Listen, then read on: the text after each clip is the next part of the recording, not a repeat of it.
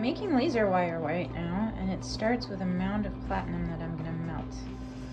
Melt it into a nice little ball. Now I will make it square.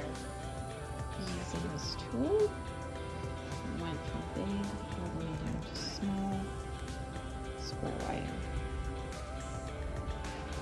There it is.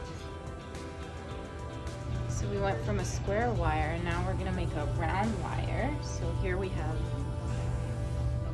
our plate. It's called a draw plate. So I'm gonna go through here and take these big tongs and slowly bring it through. There you go. There's another hole. Whoop. All right. Okay, so I folded through the smallest hole here, and this is my platinum laser wire ready for use. So for those of you that don't know what a laser welder is, it's a machine we use to do a lot of repairing and work, and it's really useful. That is what it looks like. You sit here and it shoots laser beams at you.